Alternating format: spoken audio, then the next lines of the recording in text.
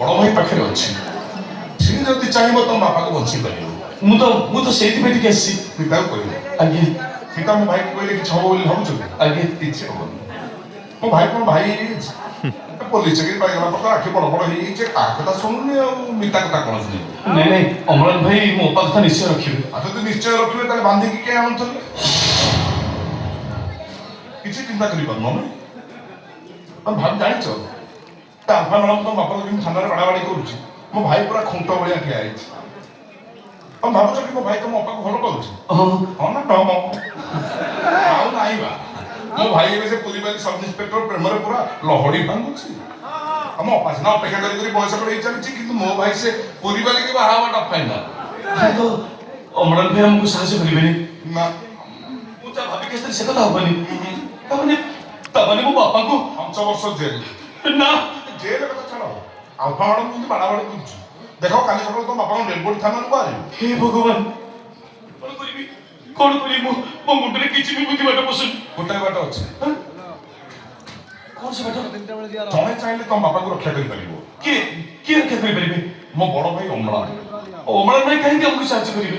ମିତା କହିଲେ ରଖିବ। ମିତା କହିଲେ ସେ ମୋ କଥା ଶୁଣିବେ। ମିତା କହିଲେ ରଖିବ ଏଇଥିପାଇଁ ଯଦି ତମେ ମିତାକୁ ବାହା ହେଇ ପଡ଼ିବ। ଓହୋ ମୋ ମୁଣ୍ଡ କଣ ହେଇଯାଉଛି। ତମେ ତ ଏପଟେ କହୁଛ ପୁଣି ସେପଟେ କହୁଛ। ତମେ କହୁଛ ମିତା ମୋର ହବନି ତମ ବଡ଼ ଭାଇ କରେଇ ଦେବେନି ଆଉ ପୁଣି କହୁଛ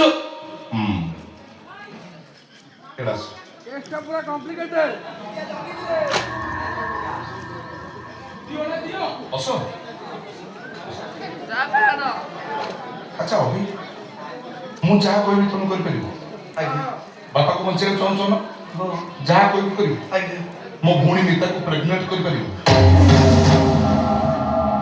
ଆଜ୍ଞା ବାହା ହେଲା ପୂର୍ବରୁ ଗର୍ଭବତୀ କରିପାରିବ? ଆଜ୍ଞା ଆପଣ ମିତାର ଭାଇ ମା ପେଟର ବଡ଼ ଭାଇ। ମୁଁ ଏଇଥିପାଇଁ ତମକୁ ଏ କଥା କହୁଛି ମୁଁ ମିତାଟାକୁ ମୁଁ ବହୁତ ଭଲ ପାଏ।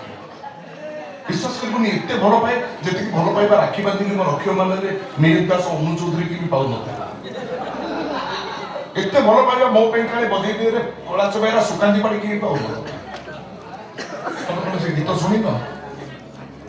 तो हाथी ने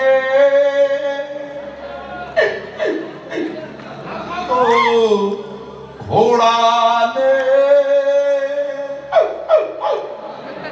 मो पे काली बजेई दे भांगी दब मो बड़ भाई तुम प्रेम पे काली मुड़ी की भांगी दब। बापा को बचाइବାକୁ ଚାହୁଁଛ ମୁଁ ଯାହା କହୁଛି ସେଇଆ କର। ପୁଣି ମିତାକୁ କିଛି ନ ଭାବିକି ପ୍ରେଗନେଣ୍ଟ କରିଦେବ। ଆଜ୍ଞା କଥା ଶୁଣ ନହେଲେ ମରିବ ତମେ କିଏ? ଅଭି ଶିକାର ବଞ୍ଚିଗଲ। ଗାଡ଼ି ପ୍ରସ୍ତୁତ ହେଇଯାଅ। ଆଜ୍ଞା କିରିଶ କା ଗାନା ଶୁନେଗା କା? ମୁଁ ଭିତରେ ଅଛି ଘରେ କେହି ନାହାନ୍ତି। ଉଡ଼ାଉଡ଼ି ଯାଇଛନ୍ତି ବାହାରକୁ।